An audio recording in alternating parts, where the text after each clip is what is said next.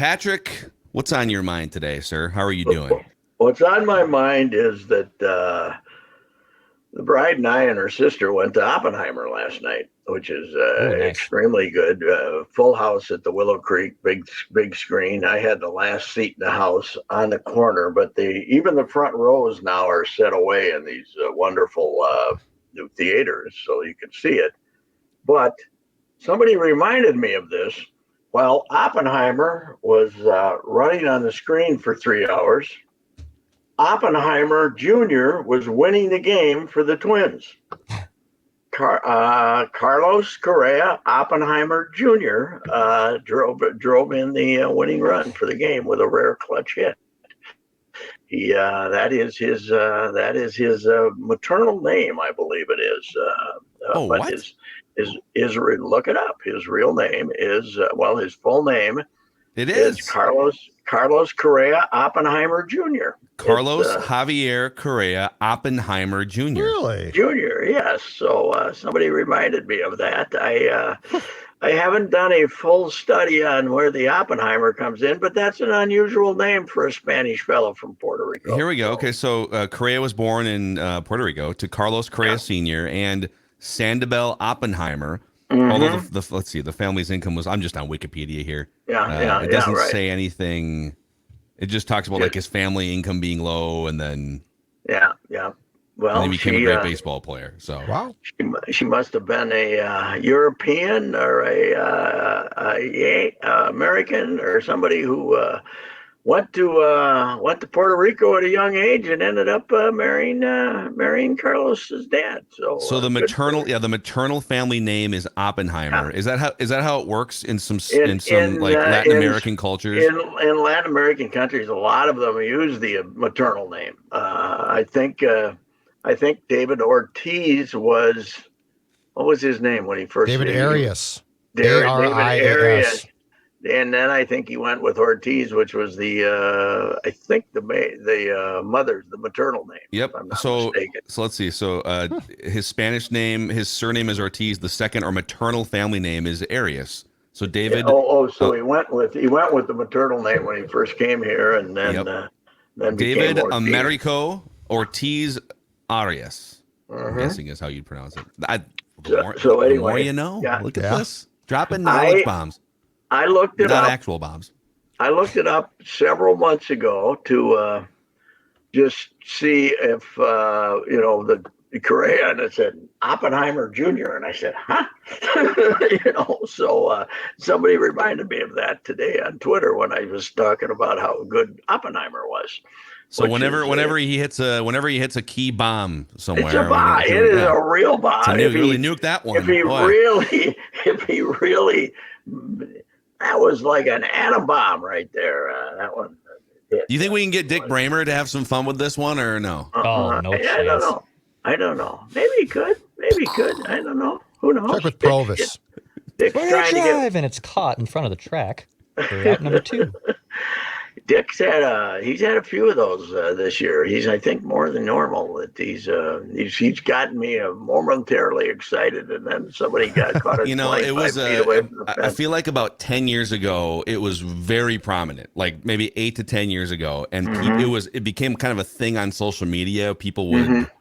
I guess it's a family-friendly show, but people would call it the Bramer-gasm when he would get a little too excited. Right, sure. And then I think he was sensitive to the criticism on social, so he kind of, I feel like, mellowed out his call of some big home runs. Just wait till it's for sure. But I feel like he honed it there for a few years. But yeah.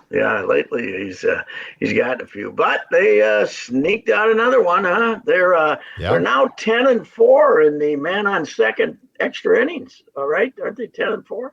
They are doing well. Yeah, it's funny because they're actually in one run games. They're below 500, but they've won a bunch of 1-run games lately, like in the last month. Well, I think they also might have started off this year losing 3 out of 5 in extra innings or something. So they're on a streak where they won like 8 out of 9 of them, and it's now when you get those at home, there's an advantage. If you're playing those extra inning games at home, there's an advantage in this. But Meanwhile, the Guardians, they put Bieber on the 60-day disabled list, and they also got beat by the Royals last night, and their pitching's kind of coming apart for them. So it might be easy here if nobody's chasing you, right?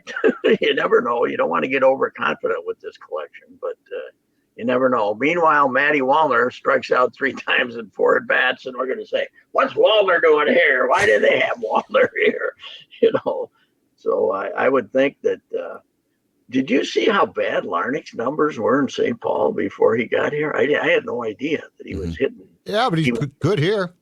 Yeah, he had a triple yesterday, but he was hitting 90 or something in the last 2 weeks in St. Paul or something. So I was wondering when they were going to get him up here, and then I didn't realize how poorly he was hitting. But he'll probably stay, and Wallner will get sent down when Jorge comes back, whatever that might be. What does the infield? So Julian's your best hitter. Yeah. So but then you've got this Buxton elephant in the room when he comes back from paternity leave. It's amazing. The guy goes 0 for 2 months and then hits 2 bombs, and then he gets you excited. When you have Buxton back, when you have Polanco and Royce Lewis is coming at some point, how are you, manager Patrick Royce? How are you dealing with this? I'm not real optimistic about Jorge at third, but I think you got to try it, don't you? Don't you? I think you kind of have to try it to see if it'll work. And then when Royce Lewis comes back, who knows? I don't know what you do then. But it's by then somebody else will be hurt, so don't worry about it. Would be my guess. But it is. They do have Lewis. They really need Lewis, not only because he's an athlete and everything, but he's a right-handed hitter. They need right-handed hitters, something fierce. So I don't know what they're going to do, but it sounds like another 2 weeks at least for Lewis, doesn't it? So 3 weeks. Yeah, and the way they're not going to rush him back. They're not like desperate at this point to rush him back because all the reasons it's not like you're 5 games back in your division anymore. I'll confess, I kind of like this team with give me one more reliever. Yes. Give me a second best reliever to Duran if you can. And I'll take a right-handed bat. I mean, obviously, if they were to add like a Goldschmidt, it changes a lot of things. But God, you get this team in a playoff series, and you got some guys who can. If Kirilloff is there and Julian, I mean, you can do something. Okay, who are they going to trade? They're going to make a trade next week. Who are they going to trade? I mean, but they got plenty of people to trade, but who would somebody take becomes the question, right? Yeah, and then you start to look at the top 10. So I'm looking at just the MLB.com top 10 current prospects. It is a rough list. So of the 10 guys on this list, 11. I guess I'll count Noah Miller 11th because he fits my narrative. Most of these guys, Pat, are either hurt or having awful seasons at whatever level they're at. Brooks Lee is a great commodity, but are you gonna leverage Brooks Lee for a rental player? Probably not, right? Emmanuel Rodriguez is having a bad year. Yeah, Noah Miller is supposed to be a great shortstop, but you don't really need one since you signed the other guy for 6 more years. If somebody would take him, maybe that would be. He was a second rounder, right? Second rounder. Yeah, he wasn't a first rounder, right? So yeah, they gotta do something, but somebody off the roster too. So you gotta be able to move one of those left-handed hitting outfielders for him, don't you? For Wallner or Larnach, somebody will take one of those 2 guys, right? Absolutely. But we this year, when we were saying in April, we were saying how important Kirilloff being healthy would be because it was a bat and he was a guy that would hit 3, 4, or 5 for 10 years if he was good, if he was healthy. And there was a lot of comments. He's never done anything in the big leagues. How do you know what he's going to do? He's the most important element of this improved hitting, don't you think? I mean, he's having him hit third instead of Buck. Yeah, that's a phenomenal upgrade. They've managed to slide Buxton down to 5th, and now that you've done it, you can have the guts to have him bat sixth, right? Yeah. He's been 6'2", Pat. He's 7. Yeah, he's been 5 or 6, but you can have him bat 6 now because it's you've done it. You've had the courage to take him out of the 3-hole and put the guy who belongs in there. Here's the question, Pat. Suan's campaigning again today to get him in center field. It's not happening. Wow, they aren't doing it. But here's the real question: do they have the guts in Game 1 of the playoffs to bring him off the bench? Yes, they do. I think that's what. You think so? Julian's your DH. Polanco's at second. Royce Lewis is at third. Ideally, Byron Buxton is not. If he has to DH, he's off the bench, I think, in Game 1 at least. The thing that we have not dived into deeply here, I haven't even seen Rocco quoted on it, and I guess I haven't asked. How come he can't hit left-handers? Yeah, it's weird. Yeah, it's super weird. 130 against left-handers. That's what's killing you. If he could, he could bat him 6th, 7th against everybody else. But why doesn't he kill left-handers? What's the deal? I don't get it. It's odd. Because now the other night I watched one of his at-bats before it, and they just threw the ball on the outside corner 3 straight times, and he's set up so he can't reach that. And I don't know if it's physical or what it is, or just a mental block or what it is, but he can't. They just throw the ball away from him, and it's not like they're throwing 97-mile-an-hour sliders out there. They just throw a fastball out there. He can't hit it, and it's probably worse than Sano ever was as far as not getting to the outside pitch, and I really don't know what it is. So yeah, his updated numbers against lefties, he's batting 162 with, my God, 162 with a 244 on base percentage against lefties. That's incredible. It just makes no sense. That's what we call reverse split. But unfortunately, the other side of the split is terrible too. So yeah, I hope he has. I hope this. What we get? A daughter? Or is it a new daughter? New son that he came up with? I don't know. Did you guys see? Is it a boy? Is it a boy or a girl? I don't know. Did we do? Well, no. Unfortunately, they tried to do one of those social media celebrations where the dad hits the ball and it explodes blue or pink, but Byron, you guys can fill in the obvious punchline. All the Twitter smartasses went to visit. What? It was a boy. It was a boy. Well, I hope the baby boy will bounce on his knee for 2-3 days, and I don't think he's going to play again until they get to Kansas City. Mm-hmm. So maybe he can come back with a. I don't know what the upside is here, but I would avoid bouncing the baby on my knee if I were Byron. I would maybe the left knee. He can revive left knee. Okay, you guys are terrible. This way over here, not over here. Not over here. Can't bounce him. Unnecessary shots here. I don't know what's gotten into us terrible. Here. Congratulations to the Buxtons. So what's the Viking deal now? I know we got Purple Daily coming up here, but when do we actually hit the field? Not till Saturday, right? No. Tomorrow. I mean, we got rookies there tomorrow. Yeah, I think. Let's take Judd off the screen because he's frozen again here. So I'll explain this. We're sending Judd out to the press conferences today, and then tomorrow, rookies. It's a rookie mini camp, but there's going to be actual veterans on the field sprinkled in between now and Saturday. So it's like baseball. It's like the guys. This is the spring. The day that spring training rookies report is like everybody reports, right? So that's what they're trying to do this year.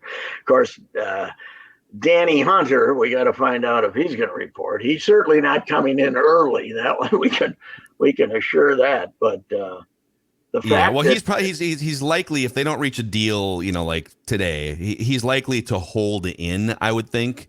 Because it's a $50,000 per day and fine. Didn't you or Judd or both of you Declan, you told me that they can't give that money back like they used to now. It's because that's another thing that our guy D. Morris gave away before he walked away, right? They can't reimburse you for the fines that are levied. So I don't know. Show up and tell them you're not feeling good.